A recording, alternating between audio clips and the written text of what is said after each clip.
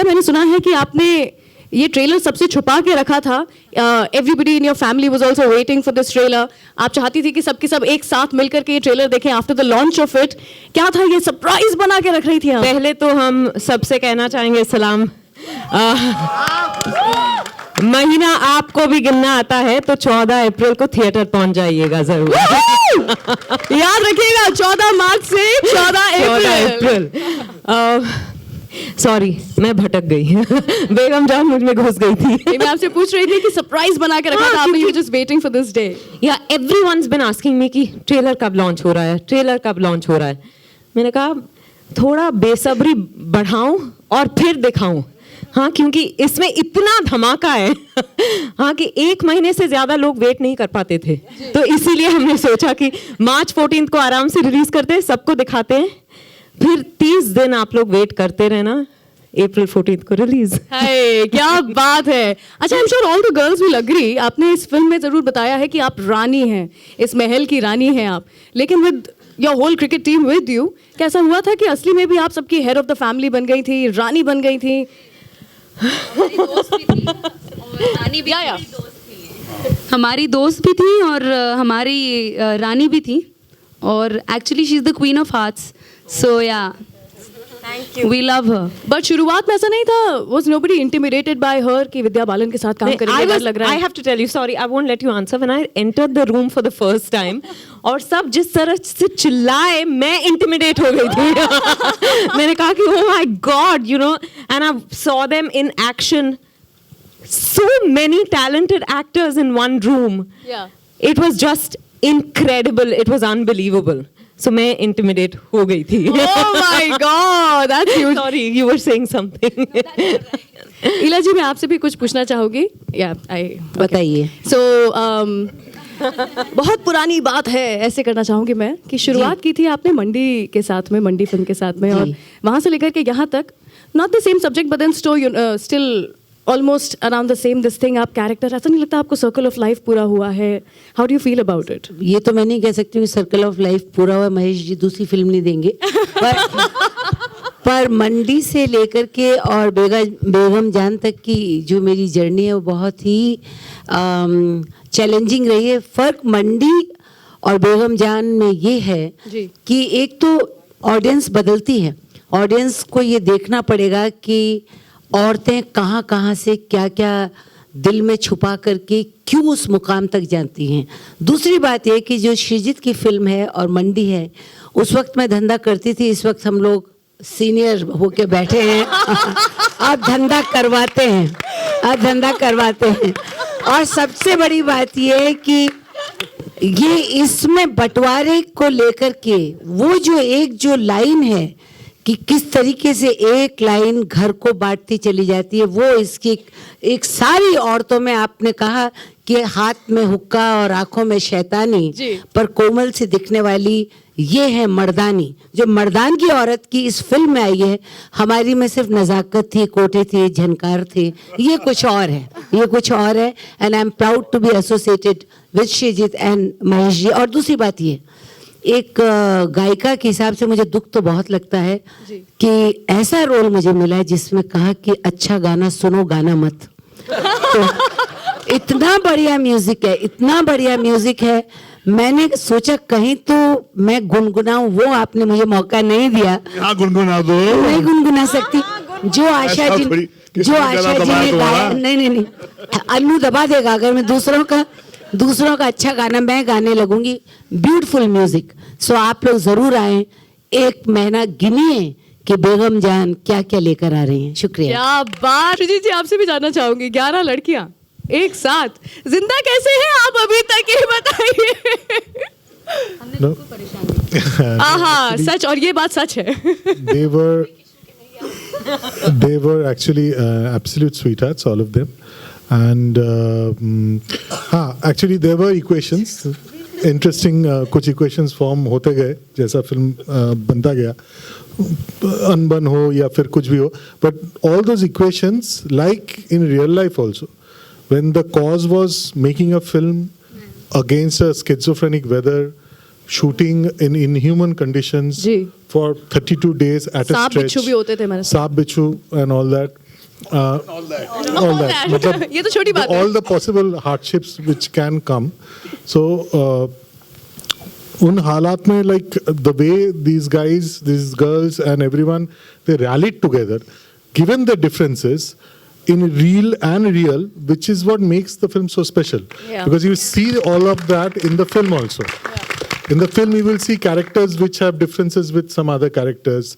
They quarrel about caste, they quarrel about one girl poaches customers away from another girl, and they kind of have a fight and everything. But when there is a crisis, they all come together.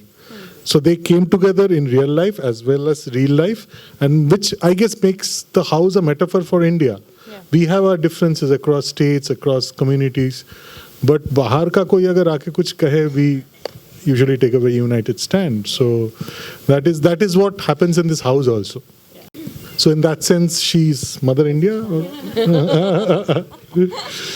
No, but seriously, the girls, the film is possible. And और एक चीज मैं बोलना चाहूँगा कि this is one film. Yes, we have Vidya's solo poster, and we have names coming in a particular order. We have posters, which are ensemble posters.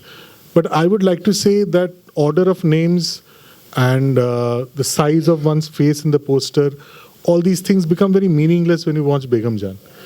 That ensemble spirit is so much there in every frame, and to their credit, no one even bothered to ask, अच्छा poster में am I visible on the poster? मेरा चेहरा आया क्या? ये हुआ trailer में is my shot there? No one asked, because everyone knew it was an ensemble family fighting all odds, and that fight will come through in the trailer, in the poster, and everything, which is something which I'm very proud of, and I think that is the mark of a true ensemble. क्या बात है, wonderful, wonderful. There are so many things special about this movie. जैसा आपने कहा, first of them being the cast, लेकिन मैं ये भी बात करना चाहूंगी कि एक ऐसे कैरेक्टर जिनको आज तक हम सिर्फ फनी वे में देखते इमेजिन करते आ रहे थे. What happened to you? Are you joking? Mister Aakhri pasta, what happened to you? Mummy Bhatt साहब ने सही कहा था. आई मीन बहुत लोगों ने बहुत कुर्बानी दी इस पिक्चर में. मैंने अपने बालों की कुर्बानी दी. नहीं, जब श्रीजीत दा ने मुझे इस फिल्म के ऑडिशन के लिए बुलाया तो मैं थोड़ा शॉक हो गया कि आखिरी पास्ता को कैसे बुलाया. और हाउसफुल 3 रिलीज हुई थी फ्राइडे पे, संडे पे मैंने ऑडिशन किया. तो जो मेरे ऑडिशन ले रहे थे वो हंस रहे थे जब एक विलेन का ऑडिशन चल रहा है इधर. लेकिन आई थिंक श्रीजीत दा ने जो करवाया मुझसे पिक्चर में, आई थिंक मैं खुद को पहचान नहीं पाता हूँ पिक्चर में. जब भी मैं देखता हूँ, जब मैं डब करता हूँ, और आप भी थोड़ा शॉक हो जाएंगे जब आपने ट्रेलर में पहचाना किसी ने मुझे. नहीं ना? पहचाना क्या? दूसरी बार इसीलिए दिखाया था हमने. हाँ, खाली मेरे लिए. बट थैंक यू भट्ट साहब, Mukesh ji, Vishesh and Shrijit da for trusting me with this role. Thank you very much. Most welcome. Thank you so much. आखिरी सवाल मैं पूछना चाहूंगी रजित जी आपसे. लास्ट एकदम तो एकदम तोड़ फोड़ हिला देने वाला जो डायलॉग है वो आप ही के सामने देती हैं बेगम जान हमारी. कैसा लगा आपको, मतलब वो डायलॉग खाना? ऐसा उस समय नहीं लगा था हाय मतलब सच में ये तो लाल लाल करके चली गई? मजा आया ना, इतनी सारी खूबसूरत कलियों के बीच कांटे होने चाहिए ना. तो चंकी, माई सेल्फ, आशीष, नुकीले कांटे हैं इस फिल्म के. तो बेगम जान के कोठे पे जरूर आइएगा, खाली हाथ नहीं छोड़ेंगे. वाह. और घसीटेंगे, ये इनकी खासियत है. अलग अलग किस्म के कैरेक्टर्स जो कि दिखाए गए हैं इस फिल्म में, उन्हीं में से एक कैरेक्टर गौहर आप भी जो प्ले कर रही है. I think we have seen you playing powerful roles, really, and this is just going to add to your kitty. How do you feel about it now? And you don't look like a person who will look like that on screen, but then you surprise us each and every time. So please tell us. Thank you so much. Yeah, but yes, I have played roles, but this is a dream. This is a dream which was possible because there are geniuses in the world called Srijit Mukherjee sir, जिन्हें मैं सृजित sir बुलाती हूँ, जिन्होंने विश्वास रखा कि मैं जब वो लिख रहे थे Rubina, he had me in mind. That's amazing, but it came true because thank God that conversation happened between Srijit sir and Vidya that अच्छा गौहर को, and then I got a message from Vidya and I was just like, मैंने सबसे बड़ा अगर जिंदगी में कभी of course लिखा होगा एक मैसेज पे शायद वो ही होगा. It was of course. So like I'm going to do any auditions, any number of things for this role. And I have nothing to do in it. I'm just grateful that it came to me. And I hope and pray, inshallah, that I've done justice to playing Rubina and to being Begum ki Jaan. Hey. So ladies and gentlemen, हमारी बेगम और उनकी सारी जान, along with all the not so जान्स also, the कांटे इस pool के बीच में.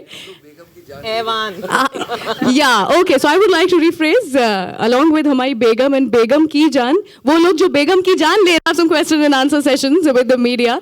Can we roll a mic, please? Any questions? Also, just a request, जब ट्रेलर हम दिखा रहे थे तब I had a few people who were shooting the trailer. Please don't use that trailer. Please don't post it anywhere. Please don't use it for official purposes. HD quality में trailer will be sent to you, so please use that. Thank you. All right, questions. Actually, this is the case. Hi Vidya. Hi Vidya, this is Jayanti from Zicho Vistas. Hi. विद्या, आपकी हर भूमिका अलग होती है, हटके होती है, और हर film आप एक हीरोइन ओरिएंटेड फिल्म ऐसे हर फिल्म में दिखता है. तो इस फिल्म में भी काफ़ी चैलेंजिंग रोल कर रही है आप, और फिल्म में गालियाँ भी है जो आपको देनी पड़ रही है. ऑफ कोर्स आपकी भूमिका वैसी है. सो ये कितना आसान था आपके लिए, या कैसे कहेंगे? बहुत आसान था. मैं तो रोज गालियां बकती हूँ.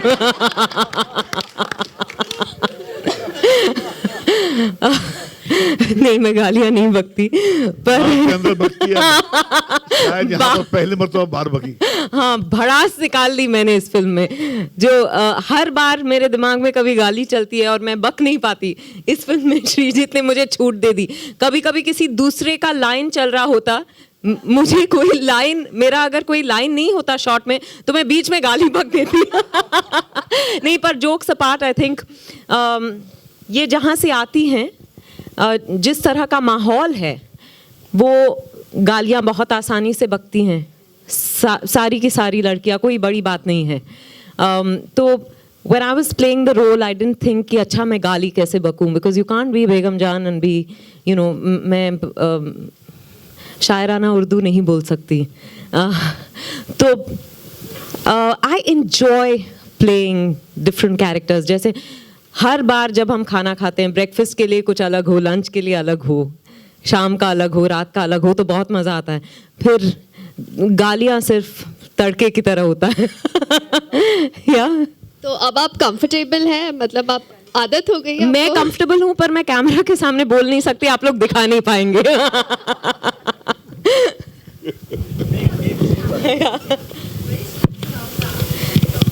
Thank you. एक्चुअली इसमें मेरा कोई कंट्रीब्यूशन नहीं है. I think Shreejit had a certain vision of Begum Jaan in mind, और वो पंजाब की हैं, तो इस वजह से रिक जिन्होंने कॉस्ट्यूम्स किए, ही सोर्स्ड फैब्रिक्स, फॉर एग्जांपल जैसे फुलकारी हुई या कोई वहाँ का काम, उस तरह से उन्होंने सोर्स किया. And then my makeup and hairstylist, Shreyas and Shalaka, who've been with me forever, they love to, give me a unibrow, make me put a little dirt on me in scenes that require. They're thrilled by all that. But no, genuinely, I feel very fortunate to have worked with a team where I didn't have to worry about the look of Begum Jaan at all. Also credit to Gopi Bhagat, the cinematographer. The way he shot Begum Jaan, she is larger than life. That's how Shrijit saw her, and that's what Gopida has done. So it's all of them put together, very little of me. Thank you. Bhatt Sahab, Ravi from ABP News here. I can't see. See that, yeah. Bhatt साहब, बॉलीवुड में film बनाना अपने आप में एक जंग नहीं है. अब तो फिल्म रिलीज़ करना भी एक जंग है, क्योंकि सेंसर का मसला हो जाता है. आप लोगों का टॉपिक इतना बोल्ड है. फिल्म में जो ज़रूरी है वो गालियाँ भी हैं, क्योंकि सेटिंग वैसी है. तो कहीं ये जहन में चल रहा था कि स्क्रिप्ट लेवल पे कि जब ये फिल्म बनेगी और सेंसर के पास जाएगी तो हमें ये दिक्कतें आएंगी, और ये हटा दो और ये रख दो, इस तरह का कुछ चल रहा था, या आप लोगों ने सोचा हम बना लेंगे, जो होगा देखा जाएगा? और क्या सेंसर में पास करते हुए कोई दिक्कत आई, इस बारे में कुछ रोशनी डालेंगे आप?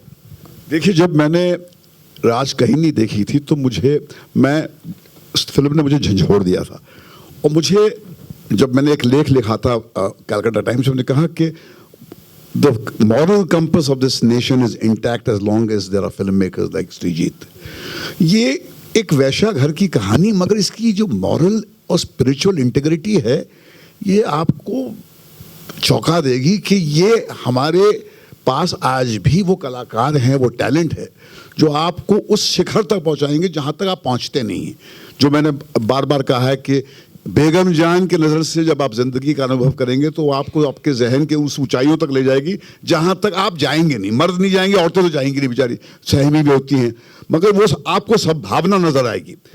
तो हमने जब ये फिल्म बनाने की सोची तो ये हम मुकेश और हमारा एक फितरतन झगड़ा रहा है अथॉरिटी से, एस्टेब्लिशमेंट से, क्योंकि जब भी आप जेल की सलाखों को चौड़ा करने की कोशिश करते हैं तो आपको आफत झेलनी पड़ती है। तो हम तैयार थे, मगर हमारे साथ में एक अजीब इंसिडेंट हुई, क्योंकि जब ये द हील्स ऑफ उड़ता पंजाब हमारी सेंसर थी तो मुकेश ने कहा भैया देखो पहले हम सेंसर कर लेते हैं, बाद में हम रिलीज फिक्स करते हैं, क्योंकि नहीं तो फिर वो सर पे वो बंदूक होती है, मार्केटिंग शुरू हो जाती है, फिर हमको कॉम्प्रोमाइज़ करना पड़ता है। और ये हमने ठान लिया था कि हम इसके साथ में छेड़खानी अलाउ नहीं करेंगे। और हम वहाँ पर नेहरू प्लानिटोरियम, विशेष, मैं, श्रीजीत और गए वहाँ पर। तो जब शो चल रहा था और लास्ट क्लाइमैक्स की रील अनफोल्ड हो रही थी और गाना बज रहा था, तो मैंने श्रीजीत को देख के कहा, मैंने कहा कि अंदर लोग रो रहे हैं आपके सेंसर वाले। तो श्रीजीत ने देखा कि जी कि क्या मैं प्रोजेक्ट कर रहा हूँ, क्योंकि कहीं पर आपको अंदाज़ा हो जाता है कि हॉल में जो आपकी फिल्म देखी जा रही है, आपके बच्चों को लोग जो देख रहे हैं करीब से, उनके जहन में उसके बारे में ख्याल क्या है। और जब हम अंदर गए तो हमारे को एक ऐसा सेंसर बोर्ड मिला जो जिस्मानी लेवल पे बिल्कुल सबमिसिव था। दे वर ओवरवेल्म्ड बाय द फिल्म। वो उनका जो एक अंदाज पेश आने का था वो मेरी पर्सनैलिटी या मेरे एक हिस्टोरिकल लॉकिंग हॉर्न्स के नैरेटिव की वजह से नहीं, क्योंकि फिल्म ने उन्हें इतना झंझोड़ा था, फिल्म ने उन्हें छुआ था। और वो उनके पास, भैया इंसान के बच्चे हैं ना, सेंसर का रोल, बोर्ड का रोल प्ले करना, मगर है तो इंसान ना, कुरेदो तो खून ही निकलेगा अंदर से उनके। तो वो इतने इम्प्रेस थे, मगर उन्होंने कहा कि एक आध हमारी मजबूरी है, क्योंकि कोड हमें ये गालियां अलाउ नहीं करता, तो उसको आप कृपा करके उसको आप ऑल्टरनेट ढूंढ लीजिए। तो श्रीजीत साहब ने पहले ही एंटिसिपेट किया था, तो उन्होंने वो ऑलरेडी ऑप्शन ले लिया था। तो ये this was one of the most unusual encounters with the sensor. I don't have an unhappy story this time to tell about the censors. It was a happiest encounter with Begum Jaan, with the most provocative, the boldest film. मगर इससे एक सीख मिली मुझे, अगर film maker में conviction है, अगर उसके अंदर इंटेग्रिटी है, अगर उसके अंदर जज्बा है कि वो आखिर तक लड़ेगा, वो बात आपके काम से कम्युनिकेट हो जाती है सामने वाले को। अगर आप दुकानदारी करेंगे तो वो दुकानदार को वो उसी तरह ट्रीट करेंगे जैसे दुकानदार डिजर्व करता है। तो ये मेरा बहुत ही पॉजिटिव एक्सपीरियंस था, and I must say that I must thank them for showing this side which I was not very aware of till Begum Jaan happened to me. विद्या, आपसे सवाल है, हम सब जानते हैं कि इंडिया में प्रोस्टिट्यूशन एक कितनी बड़ी समस्या है, चाइल्ड प्रोस्टिट्यूशन, ह्यूमन ट्रैफिकिंग। जब आप ये किरदार निभा रही थी बेगम जान का, तो ये किरदार करते वक्त आपने आप क्या ज़्यादा अवेयर हुई जो इंडिया में जो प्रॉब्लम है उनके दर्द को आपने और ज़्यादा करीब से महसूस किया, ऐसा हम कह सकते हैं? आपकी क्या फीलिंग्स थी ये किरदार निभाते वक्त और निभाने के बाद? I think you know as a woman and as a student of sociology मैंने काफ़ी पढ़ा है इसके बारे में, तो मुझे पता था कि किस यू नो सुपरफिशियली तो नहीं कहूँगी पर अकेडमिकली मुझे पता था कि क्या है, पर वो महसूस तब हुआ जब मैंने बेगम जान की। वो क्योंकि आप पर्सनलाइज करते हैं, तो यू नो आप पढ़ सकते हैं और कह सकते हैं कि अच्छा लीगलाइज होना चाहिए, नहीं होना चाहिए, ये सब डिबेट्स तो कितने साल से चलते आ रहा है। पर जब आप खुद उस किरदार को निभा रहे होते हैं, आप पर्सनलाइज करते हैं, फिर आपको एहसास होता है कि वो जो एक्सप्लॉयटेशन ऑफ द बॉडी होता है, जब आप बॉडी को ट्रेड करते हैं for survival, I don't think it can be, even if you've done it, you know, 2000 times, I don't think it can get easy. इसके वजह से जब मैं भाषा की बात कर रही थी, गुस्सा होता है उनमें, वो और किस तरह से गुस्सा निकालेंगी, यू नो। तो रूल्स एंड रेगुलेशन लेकर आ रहा है जहाँ पर आप रिलीजिंग डेट अनाउंस नहीं कर सकते जब तक आपको सर्टिफिकेशन नहीं मिलता है। तो ये नए रूल्स एंड रेगुलेशन को सर मैम और सर आप कैसे देखते हैं? देखिए, हम जिनके साथ काम कर रहे हैं विशेष फिल्म्स, उन्होंने सेंसर बोर्ड के रूलिंग के पहले ही ये तय कर लिया था कि रिलीज डेट तय नहीं करेंगे, हम लोग पहले सेंसर सर्टिफिकेशन कराएंगे। मगर सही है, हो ना हो ऐसा ही होना तो ऐसा होना चाहिए, क्योंकि आपको फिर वो स्पेस मिलती है कि आप अपनी बात लेकर उनके साथ आर्ग्यूमेंट पेश करें, और फिर सारे जो विंडोज आपके पास बहुत सारे विंडोज, रिवाइजिंग कमेटी है, ट्राइब्यूनल है, कोर्ट है, मगर अगर आप दुकानदार हैं तो फिर आप आप उस डॉक्यूमेंट की सैंक्टिटी में यकीन ही नहीं करते हैं। यहाँ पर एक शॉट के लिए डायरेक्टर बोलता है कि मैं मर जाऊंगा, मैं काटूंगा नहीं। मुझे ऐसे फिल्म मेकर जो है दिखाइए ना, ऐसे है कहाँ।